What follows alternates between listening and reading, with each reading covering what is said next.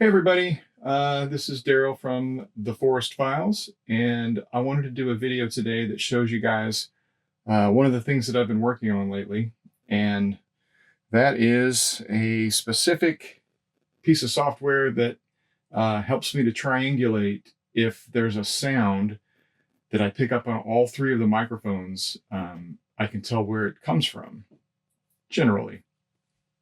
So this is something that I kind of put together with the help of ChatGPT. So it's not great, but it works. But I wanted to show you what it is because I know that you guys know I put microphones out and record overnight, and it'll capture some cool stuff occasionally. And but I want to do a little more than that. I wanted to be able to take that information, that data, and do something with it. So this is my attempt to take that and try to figure out maybe where some of these sounds are coming from. The knocks are probably the easiest to kind of isolate on the spectrogram, and then I can figure out where those are in relation to each other when the timestamp happens, and that allows me to do this. So yeah, let's just jump right in. So what we've got is a couple things. This right here is the interface there for the software that I use. And this is just, this is Gaia GPS. It's the app that I use when I'm out in the field walking around. It allows me to leave a trail where I walk so I don't get lost. Very important. And so I use that too because I can do this. And let me show you when I'm going to go into an area what I do. So this is an area that's in Texas. It's in the Sabine National Forest, and so let's just. And I haven't been here yet, so this is a new spot, but it looks pretty good. It looks real thick. The trees look really close together, so I kind of like that. There's good stuff and there's bad stuff with that, but all right, so here's my approach. I know I'm going to go to a spot, and I know I want to put 3 microphone rigs out. And when I do, I want to put them in as much or as close to an equilateral triangle as I can. So this is how I do it. And there's certainly more than just one way to do it, but this is how I do it. So I use this little area creator thing, and I just kind of start creating a triangle, and it tells me what the distance is between them. And what I've found is that if I get about a half a mile apart, that seems to be just right for those microphones. So that's what I'm going to do here is I'm going to try to get right at 0.50 miles. Just pull this up a little. And then, yeah, there we go. Looks like a pretty good equilateral triangle right there.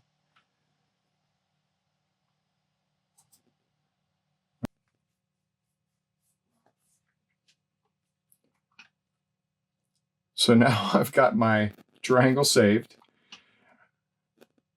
And there we go. So that shows me where I'm going to put my microphones. So when I get out there to the field, what actually happens is it doesn't usually always work perfectly like that.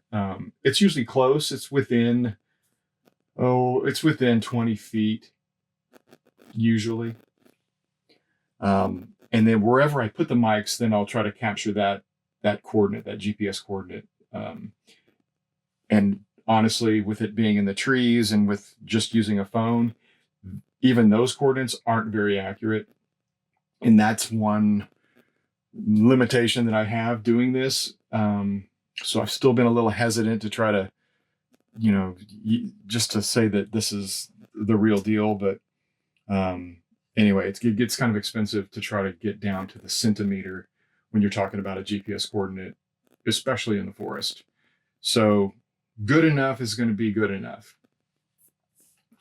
All right, now I need to get coordinates. So let's say that I was out there And what I would do is I would create a waypoint, and I can do all this on my phone. It's just kind of cool that I can do it here too. I'm going to create a waypoint, and that's going to be, we'll call that mic A or mic rig A. Sometimes you'll see it MRA, but that's A. So I've got some coordinates right here. Normally I would save this and label it MRA so I know in the future how to get back to it. But for our purposes, I'm just going to copy the coordinates, and then I'm going to enter those coordinates into my little interface here.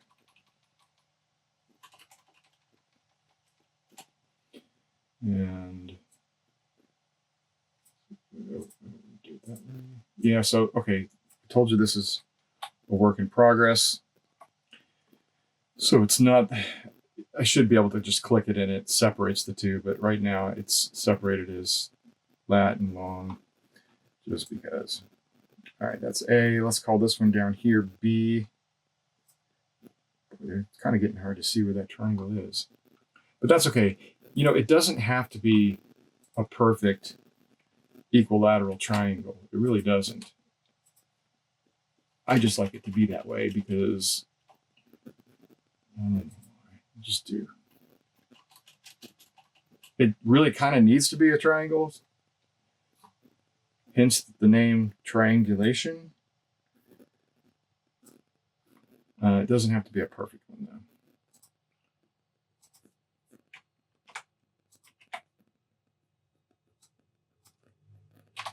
Okay, getting here.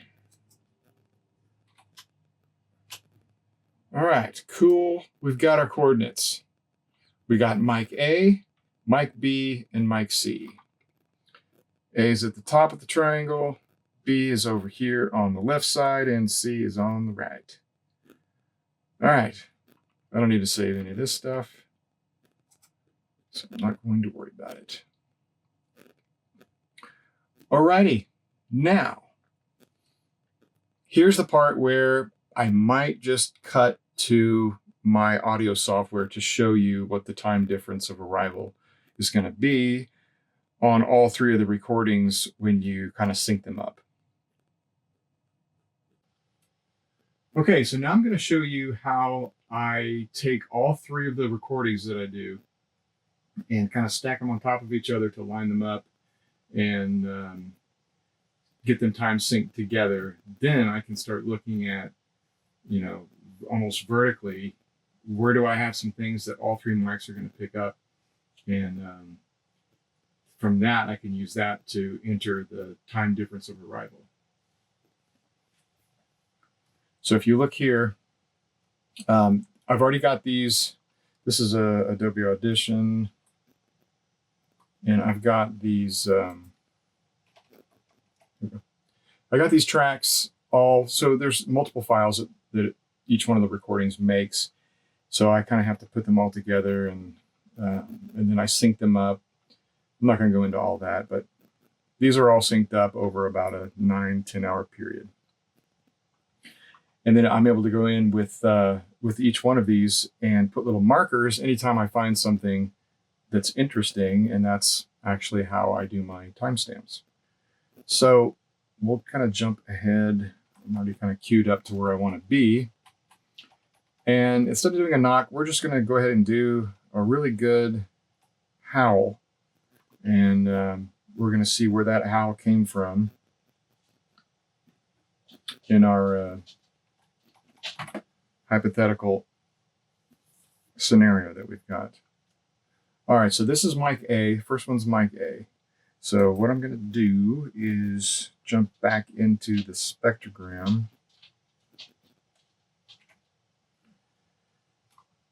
And give it a second to populate. There we go. Okay, so this is the that howl. Let me back it up a little bit. Let you listen to it.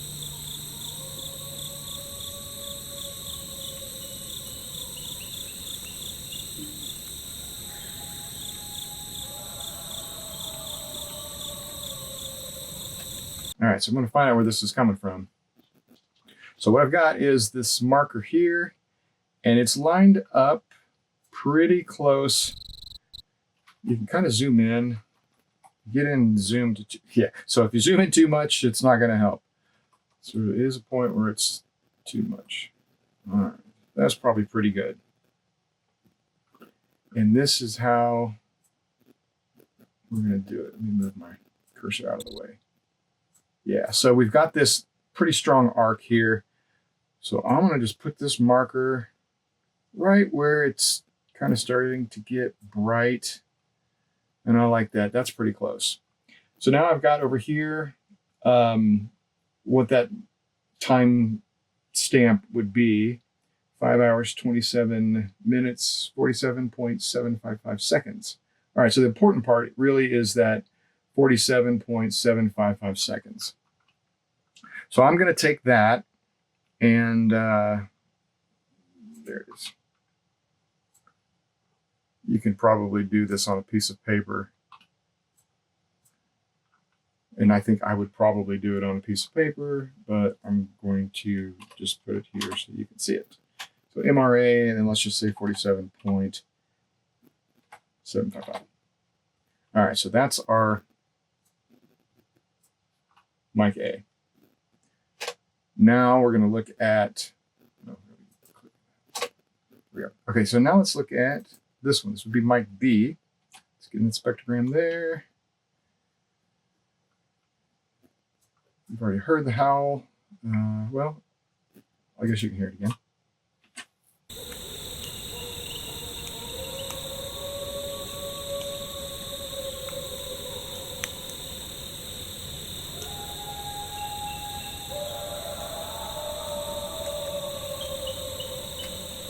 Okay. So let's find kind of that same general spot that we were at on the other one. Yeah, I kind of like that right there. So let's call this one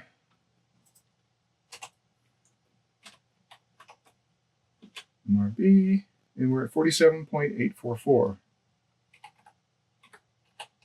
So not a whole lot of difference there in that time of arrival.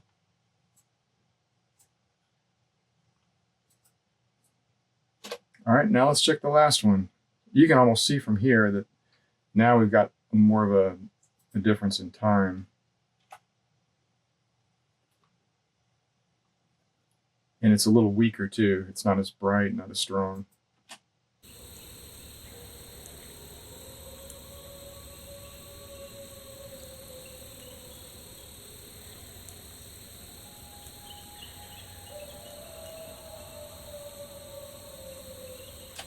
Very cool. So, yeah, let's go about right there.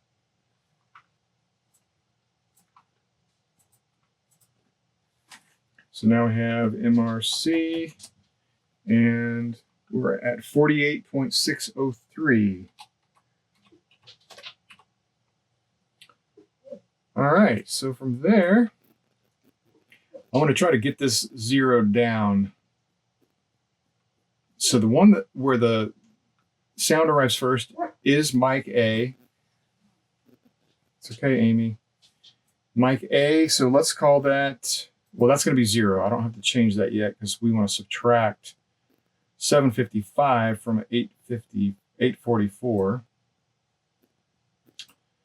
And my math is not mathing, but I have my calculator, so I don't have to use my brain. 0.844 minus 0.755. 0.089. 0.089.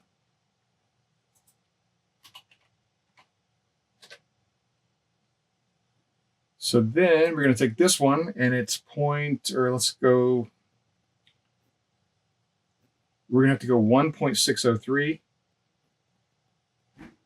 minus 0.755.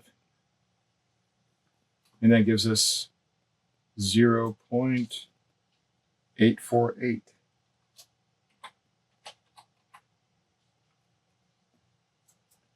And now we can just make that 0.000.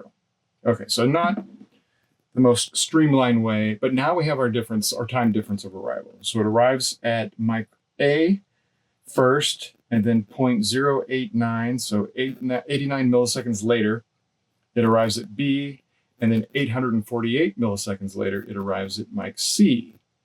So all we got to do now is just take those numbers, plug them into that software interface with the GPS coordinates, and it will help us to find where it's located. Kind of a long way of doing it, but it works for now. All right, so you just saw how I took the audio from the 3 recordings, how I have them all kind of lined up, and you can see when, the sound arrives at one spot on one of the mics, and then it will arrive a little bit later on another mic. And in some cases a little earlier. I'm not sure what example I used because I'm not doing this in order of how you're watching it. But regardless of that, what you've got is the time arrives to one of those 3 recordings first, or the sound arrives. So when we translate all of that into the software, then I'm just going to use whatever that first mic as 0. So if we go into here, we're going to put 0 seconds, 0.000 milliseconds. Now that would be here. And then on B, let's just say that the sound arrives 0.750 milliseconds later. Then on mic C, let's do 1 second, 0.354, whatever. We're just picking some random times here. So now we've got our TDOAs for all 3 of those mics, and all we have left is just the temperature. So let's say it's 65 degrees and the humidity was let's do 80%. This is Texas. We love our humidity. All right, so we've got everything put in, and all we have to do now is click the little button, and then it takes us to the next part. We're not going to worry about adjust for reflection. Just ignore that for now. Find sound source location. All right. So this is what I was able to come up with. Backstory real quick.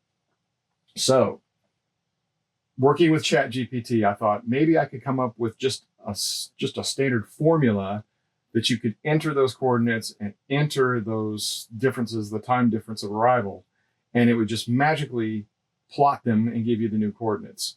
Well, apparently it's not that easy to do because there's a lot of guessing, because we're dealing with nonlinear equations, square roots, and all that kind of stuff. And every guessing algorithm that it tried to use was way off, like way off. So I went to pen and pencil using a little compass and figured out how to do it this way, and then got the computer to create me this graph that shows more of the compass version of doing this.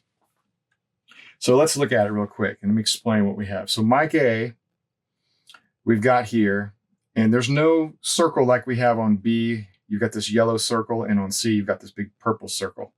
So on A, there's no circle. Why is that? Because the sound arrives at mic A at 0. Then it arrives next at mic B, and then at mic C. So what these circles represent is the delay. So when the sound wave, because sound, when it starts from the source, it just radiates let's just stay in 2 dimensions here. It radiates in a circle.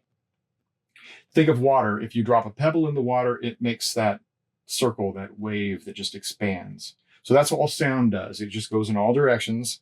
So this is 2-dimensional. So what it's doing is sound, that circle is going to arrive at mic A first. But at the same time it arrives at A, it also arrives at this yellow circle, because the distance between the yellow circle and the very center of that circle is the delay it takes for the sound to arrive at that microphone compared to when it arrived at A. Same thing with C. It was longer. It took longer for it to get there, so the distance is longer. So what we want to do is create a circle. So I just double click and it creates a circle with an X in the middle. The X is the very center of the circle, and that's what we want. That X is what's going to tell us where this location came from. So we have to move it around a little bit. So we're not going to be guessing. We're not going to have to try to do some just random guesses, and then it's like a digital throwing stuff against the wall to see what sticks. We're not going to do that. We're going to actually visually look at this and try to move stuff around to where we can find a circle that's going to intersect all three at the same time. All right, so it's not perfect, but as good as I can get for now. And by the way, I'm not a computer person. I'm not a programmer. Become a little more of one lately just from playing with this, but okay, that actually was pretty easy. So here we are, mic A. So our radius, our circle that we've got that comes off of this point goes right through the middle of A. It intersects pretty close with this one right alongside, and this one as well. We don't have to be exact. Again, we're not trying to get down to the centimeter. We're trying to find a general area of where the sound came from. So if it's a tree, we might be able to actually get pretty close to the exact tree that it was hit. Which, think about that. If we know the tree, or even if we know the general area where there's 5 trees, well, we can start looking at those trees and say, hey, does it look like it was, is there a spot on that tree where maybe it was the site of an impact, and maybe there's something on the ground, maybe there's footprints, maybe there's hair. So, there could be trace evidence. It's a start. So I think that's pretty good. So once we get this to where we want it to be, all we have to do is click get the GPS, and now we've got it. It actually shows you right here. It shows you right there. And then all you have to do to make it super easy is copy the coordinates to the clipboard. So I just click that. Now I've got it copied. And then I can go back to the map, and this will work on any map software. You put it on Google Maps or wherever you want. And we just put the coordinates in. I'm going to click that, and there we go. So that is where our sound source came from. And can't really zoom in. So apparently Gaia GPS used to have some really good licensing for some satellite images, and they have not renewed those licenses, and now we're kind of stuck with some mediocre stuff, but doesn't matter. All I need to know is where is it?